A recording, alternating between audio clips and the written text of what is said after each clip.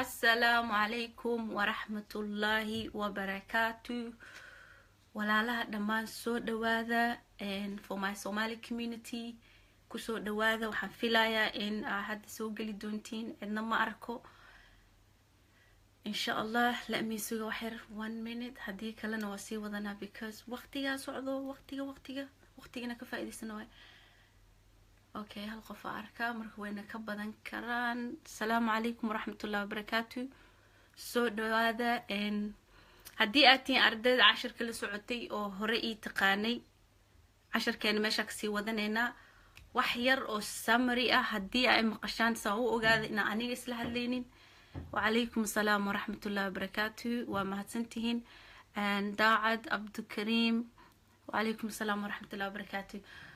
walaalayaal haddii aad tihiin dadkii hore casharka ula socon jirana alxamdulilah soo dhawaada. assalaamu calaykum waraxmatullahi wabarakaatu.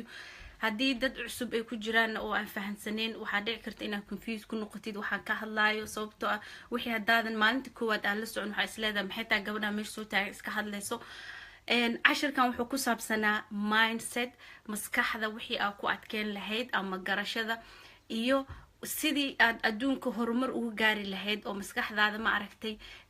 u baran lahayd qaabkay u shaqeyso mindkaaga. qaabkay u shaqeysan haddaa baratid waxyaalo badan oo adduunka kuugu dhib badan ay kuu fududeynaysaa, sababtoo ah waxa aan ka socono waxa aan ka dhaqaaqno waa mindkan, maskaxdan waay. maskaxda marka waxaan kasoo hadlay summary ahaan laba mid, conscious mind iyo subconscious. conscious waxaan ku tilmaamay midda soo jeeda oo hadda aan idinkula hadlaayo oo wax walba markaa qabanaysid aad garashadaada ay furan tahay. midda labaad subconsciouska waa midda ugu weyn. waxaan ka hadlay inay tahay cadow number 1, inay noo fiican tahay ee naga celiso waxyaalaha dangerka, waxyaalaha xun, xasuusteena oo dhan ay ku jiraan yaraanteeni.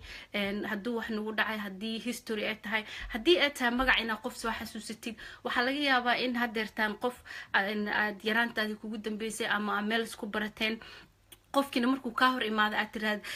wejigaagu igu yaalaa, wejigaada ugu yaalaa la soo boodid laakiin magaciisa ay ilaawdid. waxyar markaad joogtin aad dhahda hebel ah tahay. subconsciouskaasaa marka shaqeynayo oo wuxuu kuusoo tuuraa xasuustii ku siina wuxuu kula shaqeeyaa, laakiin tan consciouska waxyaalahaas dhan ma xasuusato, awooddaasoo dhanna ma laha. marka mindsetka waxaan usoo ka hadlaynay in casharada dibka imaan doona ay ku jirto waxyaalaha aad rabtid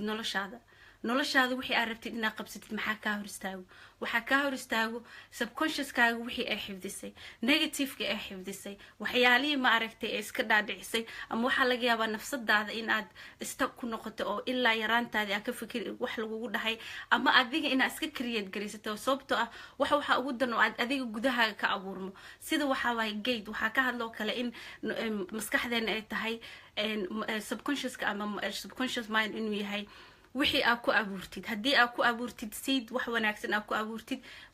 maxaa la dhahaa mirihii ku dhalinayaan. marka waxaa laga yaabaa inteena badan in aan ku abuurno miro badan oo negative ah. negativeka markuu ka buuxsamayna markasta aadan hore mareynin, aadan dadaali karin. dadaalka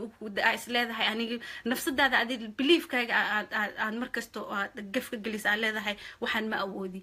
shalay waxaan kasoo hadlay casharkii ahaa gratitude. haddaa xasuusatiin gratitudekaas aad buu u fiican yahay walaalayaal, waa idinku waanin lahaa subax kasta inaad dhahdid, markastoo aad soo kacdid. waxyaalaha wuxuu ka mid yahay negativeka replacement ku sameeyo, waxyaalaha positive ka dhigo oo kaaga dhigo nolosha inaad u aragtid nolol fiican. in waxbarashada xataa kugu adkeed, sababtoo ah waxaa la dagaalameynaa anigii adigaba. waxa aan ka hadlayn waxay tahay dagaalkeena koowaad in subconsciouskaas oo waxyaalihii xumaanta ka buuxay, waxyaalihii qaldanaa ama wixii aan loogu talagelin, ama waxaa laga yaabaa adiga aadan controli karin. waxaa laga yaabaa waxyaalaha environmentiga, waxaa laga yaabaa anagoo dhan dadka Soomaaliya hadda fiir communitygan waxaa u badan dagaal inaan kusoo kornay, ama wadan dagaal ama aan ka imaanay, dhibaatooyin qax badan ama rafaad aan soo marnay. wixii oo dhan ay aruurisay. wixii oo dhan markay aruurisana waxaa loo baahan yahay, waxaa isleedahay adiga hadda wax waa qabsan karaa, laakiin ma qabsan karta, ayadaa ku controlsho. waxaa laga yaabaa in maalin kasta aad la soo taagantaa wax baana rabaa inaan qabsado aadan qabsan karin. marka taas waxaa ku bedeli kartaa inaad mar kasta aad dhahday gratitudeka. hadda waxyarka hor waa idinka soo daaha umaleyna casharka 7 socon jiray. 6 meel waxaa kula jira communitygaas waxaa la dhahaa FSA, Fearless Speaking Academy. waxaa laga yaabaa qaarkiin inay aragteen oo haystaan personal facebookgayga. community dhan waa isku jiro, dad kastaa ku jiro, luuqad kastaa ku jirto, laakiin English ku wada hadalnaa. subax kasta marka qof baa sameeya 6am qof baa saano kala soo galo oo ka hadlo dhiirigelinta sababtoo anaga waxaana motivation inaan dhiirigelino in shacabka ay u arkaan nolosha inay nolol fiican tahay in aad isdhiganin in aad qof ka sugin inuu wax kuu qabto in nafsadaada kalsoonideeda aad gelisid in adiga ay gacantaada ku jiraan waxa adduunka aad rabtid inaad gaartid iyo aakhira labadaba marka waxaa 6am oo kala soo galnaa subax kasto inta meesha hadda anaga assalaamu calaykum waa isa salaanaad bas ayaga markay soo galaan kow wuxuu ka bilaabaa qof kastaba in uu expressing uu sameeyo uu ka hadlo wixii uu grateful ku yahay adduunka wixii uu ku yahay subaxaas lagama hadlayo hadda shalay iyo darad saaki wuxuu soo kacay in qof kastaba marka sheegitaankaas isu sheegaysin oo ka hadalkaas aad ka hadlaysid ma ahan istustus ma ahan waxay ka mid tahay waxaa program ku sameynaysaa reprogram oo aad dib u sii waxaynaysaa subconsciouska wuxuu wax ku maqlaa wixii adiga afka ka dhaxdid iyo wixii dadku kugu dhahaan marka sidii oo kale way ku bedelaan marka qof walbaba wuxuu ka hadlaa in yani ilmihiisa uu ku faraxsan in noloshiisa caafimaadkiisa iyo wax oo dhan marka aan kasoo gudbo maantay marka casharka wuxuu ku saabsan yahay maadaama shalay aan kasoo hadlay gratitude-ka positive affirmation waxa waaye waxyaalihii wanaagsan ah ku bedeli lahayd shalay marka waxyaalihii wanaagsan noo bilaado one gratitude-ka affirmation-ka macnihiisa waxa waaye wixii ereyga aad dhihi lahayd ereygaasna wuxuu ka bilaabanaa aniga inaad dhahdid wuxuuna u fiican yahay haddii aan ka hadlo sida daacadda ah waxaa laga yaabaa inaa isdhahdid ma rabi inaad dhaho aniga waa fiicana anigoo aan fiicnayn yaa ku dhahay ma fiicnid adigaa iska dhaadhicisay maskaxdaada gelisay sidii maskaxdaada u gelisay ku noqotay marka affirmation-kan laba dhinacba waa idin kala hadlaa dhanka scientific point of view iyo islamic point of view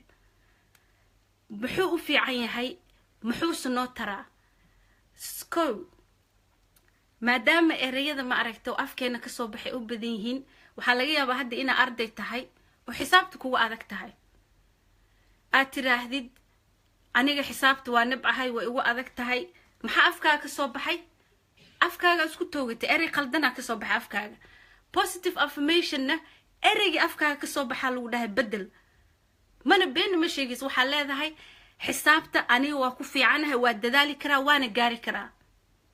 maxaa samaysa niyadaadii aad dib u dhistay marka affirmationkaas waa inaad samaysid maalintii subaxii habeenkii anytime aad soo kacdid adaana iga taqaan wixii kugu adag so wixii number 1 kugu adag aad qabsanaysaa waxaa leedahay waxaa bedelaysaa ereyga dhihi jirta ereyga waxaa u bedelaysaa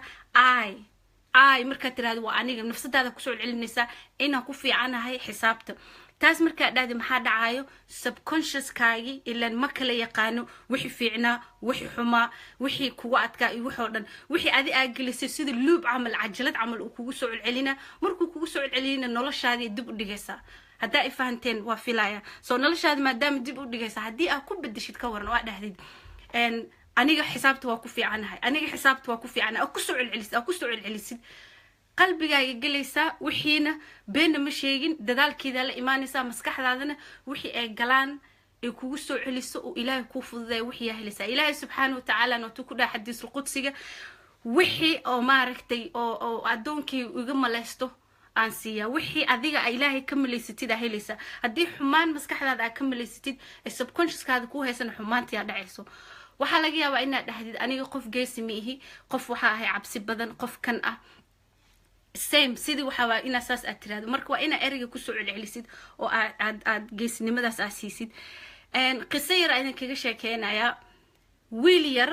oo ku saabsan yacni maskaxdeena wixii ay doorashadeeda ay kala tahay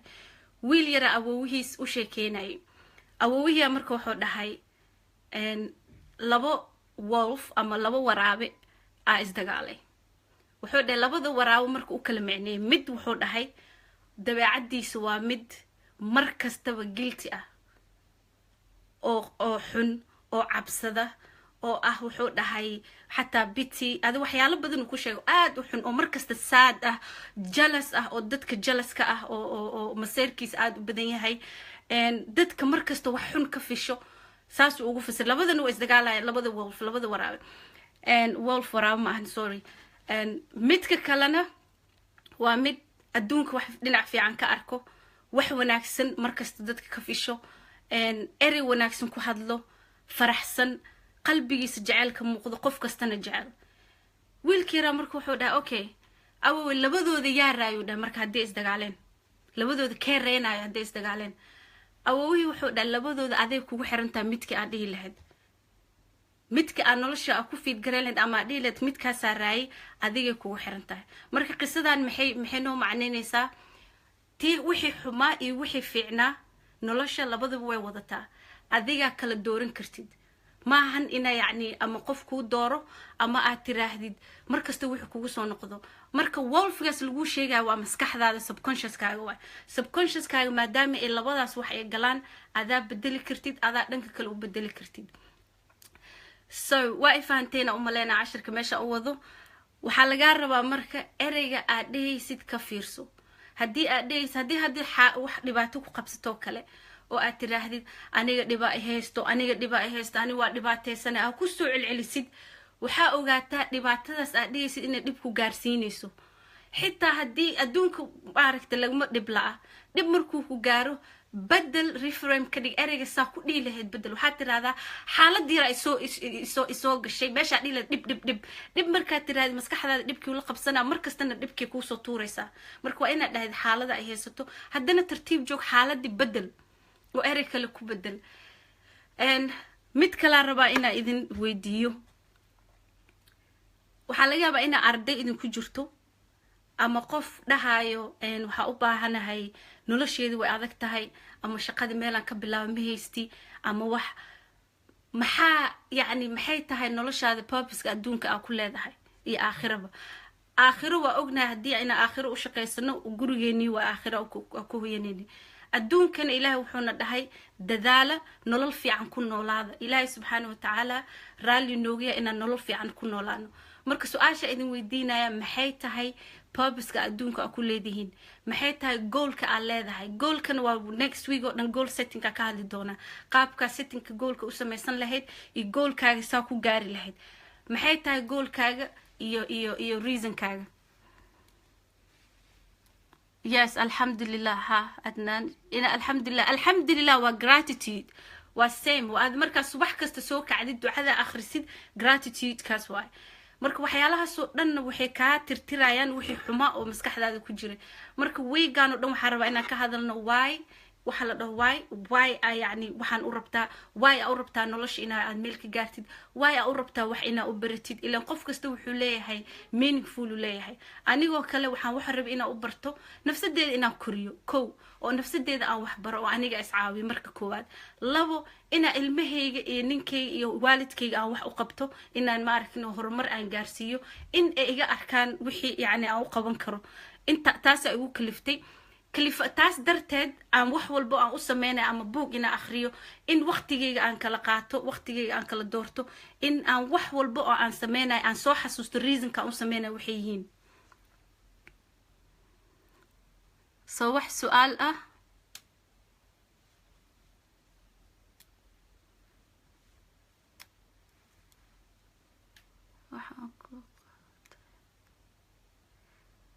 dhibkaysato hal meel baa waxa ka aragnaa yes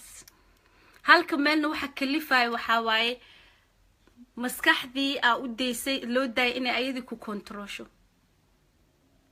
negative-kana oo aan kasoo hadalnay waxa dhibkeeda ugu weyn waxaa waaye maantay haddaad daacad idinla hadlo haddaad rabtid inaad isbedeshid hadday daacad kaa tahay environmentigaaga bedel dadkaa la socotid bedel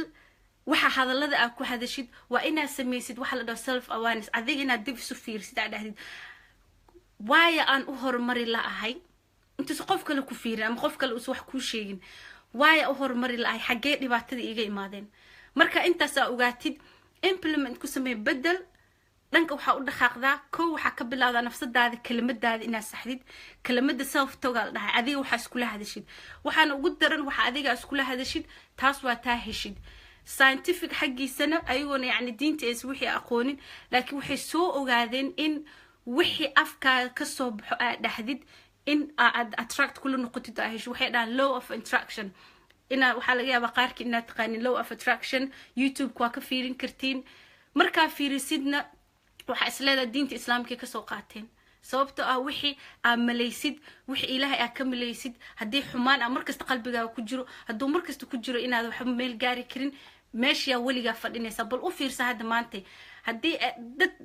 ama qof aad taqaanid ay isleedahay qofka muxuu horumar u gaari waa ama adiga nafsadaada kale 2 sano 3 sano 4 sano wax rabtay wixiina ay ka bixin oo hal meelna aad soo taagan tahay marka walaalayaal waa mahadsantihiin haddii su'aal ay jirto waa in kaga jawaabaya haddii kalena waxa si jeclaa inaan baxo waxa rabaa in naftayda Suudaan iyo waalidkayga walaalahay yes I love that inuu qofkan waayigi soo qortay iyo ummadda islaamka in wax uu u qabto mustaqbalka in horumar aan gaaro sida wax ku baran lahaa waana rabaa saa sheegtay waxaana ka mid ah dadkii qaxay ka soo cararay oo okay runta waxa sameeysaa ina sii dhamaysto waa ina aragtay barashada okay kuma qanasan inaan helo okay so madam wayga maaragtay reasonka u rabtay Suldaana waa reason adag oo fiican markasta is hordhig qoraal soo qaado qalin iyo buug ku qor markasta oo soo kacdid fiiri taas darteeda ku riixayso oo aad ku dadaalaysa waxa ku siinaysaa dhiirigelin yes ereygaas ka wad dhiirigelin ku siinaysaa sababtoo anagoo dhan ibn aadan nahay u fiirsa markay dadka politicianka vote ay sameynayaan oo kale maxay sameeyaan sawiro ama waxay soo dhigaan qoraallo waaweyn ee meel ku soo qoraan si dadkii maanta dhan wixii u arkaan inuu qofkan qof fiican yahay wixii maskaxdi marka subconsciously qofku ku qaadanaya hebel oo vote ku leeyahay ama hebel arba ama qofkaas arba laakiin adiga hadii aad markasta wixii reasonka u rabtay aad markasta fiirisid iyo mid kale visualization kana waa idin kala hadli doona ina image ka sameysatid image kaas waxa waay maskaxdaada image ka sameysanaysa waana lagu ogol yahay sababtoo ah suuratu anfaal markii dagaalkii uu dhacay dagaalkii ugu dhibka badnaa badar waqtiga rasuulka sallallahu alayhi wasallam waatii aysan markii ka soo baxeen Madiina umaysa soo bixin dagaal waatii u soo baxeen qaswa ahaan in Abu Sufyaan ay wax maaragtay Karibanka u watay in ay soo qabsadaan so way baqeen asxaabta dad yar ahaayeen waan iga wada taqaanin dad culimo meesh ku jiro so dad yar ahaayeen cabsiya gashay rasuulka sallallahu alayhi wasallam markii dambe Ilaahay subhanahu wa ta'ala muxuu ka dhigay in image-kooda sawirkooda ay u arkaan in dadkan dad yar yihiin meesha dad badan ka ahaayeen marka sawir ahaan waa image-kaas image-ku wuu fiican yahay image-ku waa wax positive ahaan haddii wixii maskaxdaada aad gelisay oo positive ahaan positive-kii ku noqonayaan marka image-kaasna waa ka hadli doonaa visualization qaabka loo sameeyo iyo qaabka noloshaada uu ka bedelayo haddii casharkan aad ku taxanta aad la socotidna ee daacad ka tahay inaad wax baratid ee daacad ka tahay inaad horumar gaartid inta wax aan soo sheegay dhaqankeeda geli ma ahan ina iska baratid ma ahan ina inta soo istaago aan kala hadlo in maalin kasta buug iyo qalin aad qaadatid aad tiraahdid maxaa ku tijaabiya adiga noqo scientist adiga nafsadaada inaad isu noqotid aad tiraahdid waxaana laga sheegay ama gratitude ama visualization kan ama ereyga oo maaragtay positive ku bedela dhaqan gali ama fiiri midii aan ka hadlay aan ku dhahay ha u arkin qof kasto in uu adiga ku neceb yahay ha u arkin dadka in adiga wax ku dhahayaan qof walba wuxuu dhahay opinionkooda waay adiga qofka tahay adiga hana u qaadin hadii aad qaadid maskaxdaada marka maskaxdaada ina ilaalisid waay mindkaaga oo dhanka wax maxaa la dhahaa midda maadaama xumaan iyo wax ay qaadayso qashinkeeda ina iska ilaalisid wixii xun meesha kaaga soo gali lahaayeen wixii nolosh ciriiri kaaga dhigi lahaa iyo kuwa adkeen lahaa marka walaalayaal waa mahadsantihiin waa inoo berri insha Allah 7 sidii waqtigan oo kale aadan idinku mahad celinaya in yani aad waqti adinkan aasiiseen aan ku fiirsateen anigana waxa leeyahay insha Allah hadii wax maaragtay qalad iga dhacaan iska kaafiya no yani reasonka u soo galana waxay tahay igu adkeeyay kulligeen waa ogahay ina wadankeena wadan fiican uu saaheen in aan kulligeen trauma aan soo marnay in dhibaatooyin badan ugu soo dhacay in maanta adduunka meel kasto aan tagno na laga yaqaano in aan nahay dad dhib soo maray dad dhibaato soo maray laakiin ma heysano waxaan mindset kala dhaho mindset wax ay ugu kalif wax kale cashar kale waa soo qaadan kare laakiin waxa ila noqdo waxa ku iri anagoo dhan dadkeena waxa u baahan xitaa iskuulada wadanka hadda aan ku noolnahay waxa hadda kula maalin kasta aan campaign ku qaadnaa in ilmaha loo bilaabo sida lagu bari lahaa mindset sida lagu bari lahaa yani in nafsadooda ay jeclaadaan in adduunka u arkaan wax wanaagsan iskuulada ilmaha waxa laga la dadaalaa education iyo waxyaalaha kale laakiin lama baro wax qiimaha badan oo self development haddii ay baran lahaayeen dhibaatada hadda maanta adduunka jira ma dhaceen marka anaga kali manihin Soomaalida wadankan western aan ku noolnahay xitaa iskuulada ma baraan only waxay ku bilaabaan marka ilmaha year 7 year 8 ay yihiin ay ku bilaabaan marka إن شاء الله بإذن الله كريم أديك هدا إستسحديد أنا هويوينك أهدي أستسحنو وسلف ديفلوبمنت تيجاس أبرنو مسكح ذا نقابك وشقيس وحي حما وحي وناكسنا وحاولنا إن المهني أنبري كرنو إن المهني أنا نفيرين كران أنا نود ين كران أنا بدلي كرنا ساكل كوجرني وأنا مع سنتين السلام عليكم ورحمة الله وبركاته